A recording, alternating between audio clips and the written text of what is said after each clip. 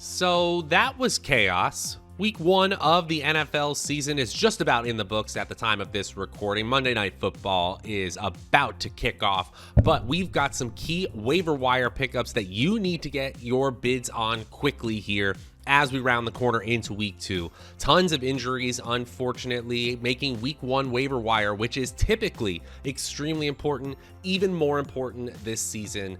Dak Prescott down for multiple weeks for the Cowboys. We got Keenan Allen and Chris Godwin injuries in the wide receiver position, and we got a lot of help for you in the injury department. Some players you need to check and make sure they aren't hanging around on your waiver wire. And then for your deeper league players, we got some options for you as well. What's up, guys? My name is Matt Savoca from the Stochastic Fantasy Football channel at Draftaholic, and we are talking week 2 key waiver wire pickups. Let's get into the action.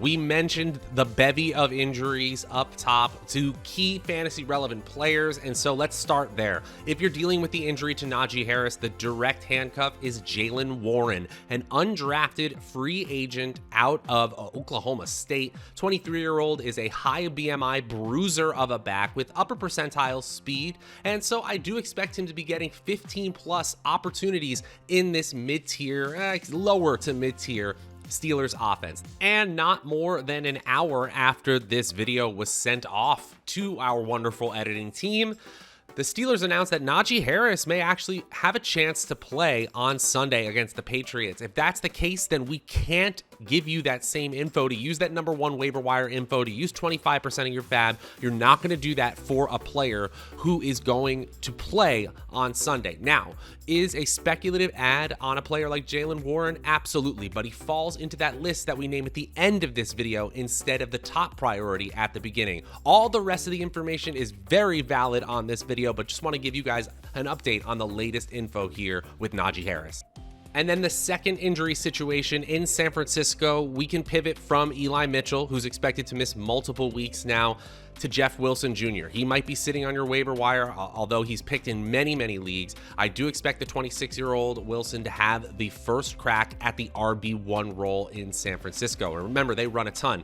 I also expect Jordan Mason to get more work than he did, which was none, against the Chicago Bears. But I do think because he was active over Tyrion Davis-Price, he is the running back too, while Eli Mitchell is out. You will also see Tyrion Davis-Price in this backfield. I think it becomes a 3-headed monster with Wilson as the lead. But remember, this is a team that will lead the league in non-running back rushes this year, most likely. Deebo Samuel as a wide receiver will get plenty of rushes, as well as Trey Lance, who had a ridiculous amount of rushing opportunity in the rain in Chicago.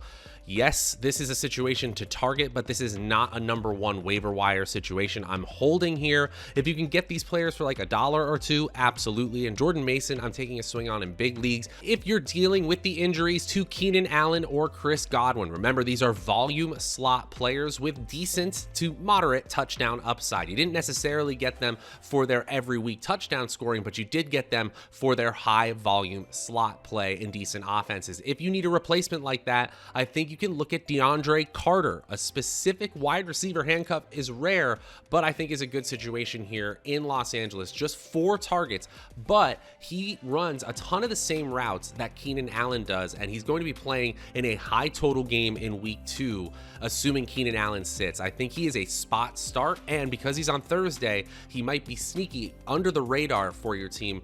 He was the second highest graded wide receiver in all of PFF's receiving grades in week 1. So I think DeAndre Carter in that high-flying Los Angeles offense is a sneaky pickup for week 2. And before I run down my flex players that are likely available on your waiver wire, I do want to spend a little extra time on the quarterback position because many teams out there lost Dak Prescott for multiple weeks. So you're wanting a player with some decent passing upside, but that rushing floor as well.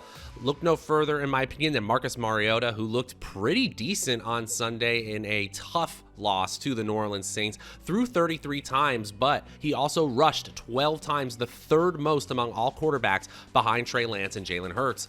12 for 72 and 1 on the ground. Yeah, that'll do it if you're only passing for 215 yards as a passer. And he's got some shootout potential in the games coming up. Tough matchup at the Los Angeles Rams, then the Seattle Seahawks, the Cleveland Browns, and the Tampa Bay Buccaneers. Some likely pass-heavy game scripts, and if he's going to tuck it and run this much, he's my top pick. Same thing for Daniel Jones. Only threw for 188 yards, but he had 6 rushes for 25 yards. I think we expect that to see go up. He's only owned in 25% of Yahoo leagues right now. And in deeper leagues, I think Baker Mayfield is fine. A fine schedule coming up. That's really why I like him, even though the passing numbers were subpar last week. The Giants, the Saints, the 49ers, and the Rams, again, likely high total games that Mayfield will be forced because of the game script into a pass-heavy situation. And then let's talk about Joe Flacco, 1% owned.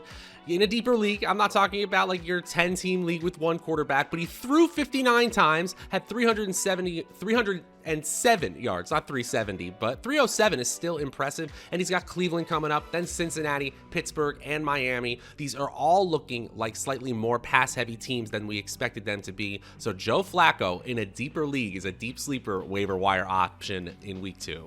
And finally, maybe you're in a better situation. Maybe you're 1-0, you avoided the injury landmines at least for 1 week, and you're just looking for added depth at the flex positions. I got you some help here as well. If Tyler Higbee, who's only owned in 55% of Yahoo leagues, is sitting in your waiver wire, make that change. Tyler Higbee got 11 targets, which is a ton for a tight end. Even though the opportunity value was high, he didn't score very high, but we'll see that turnaround in the weeks to follow. Also, Khalil Herbert surprisingly only owned in 41% of Yahoo leagues, 10 opportunities, 43 yards and a touchdown in a very sloppy game against the 49ers. He looked like the better back compared to David Montgomery. Also, Rex Burkhead in only 5% of leagues is he currently rostered. He had 22 total opportunities, 14 rushes, 70 yards. He is currently the running back 1 in Houston. And then let's talk about hybrid option Curtis Samuel, utilized heavily for Washington on Sunday. 15 total opportunities, including 4 rushes, 8 catches for 72 yards and a touchdown.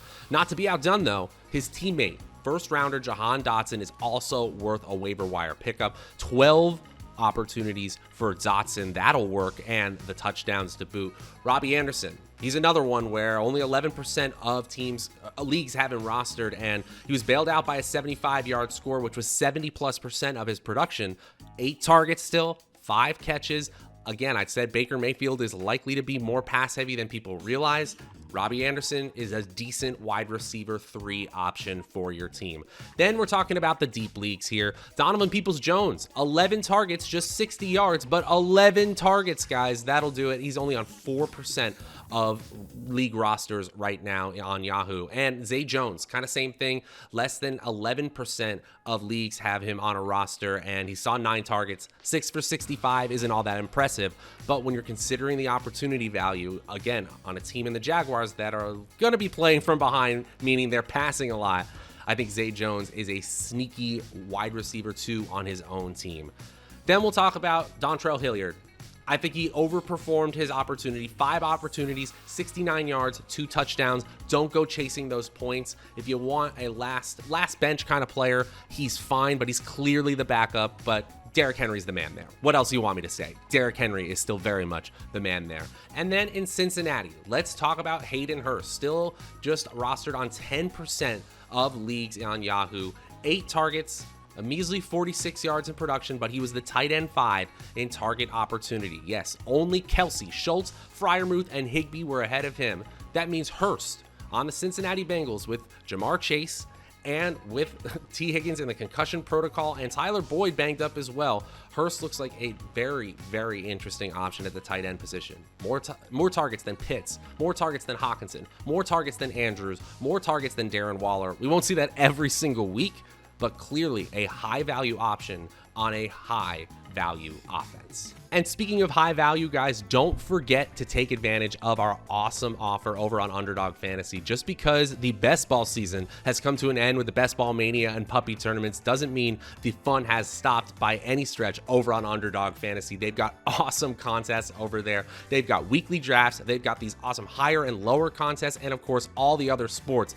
other than football that they offer on Underdog all year round. And when you use promo code Stokastic, STOKASTIC, you also get a first match deposit bonus up to $100. Talk about high value. That's the kind of offer you need to take advantage of. And that's going to do it for my top waiver wire pickups for week 2 of the 2022 NFL season.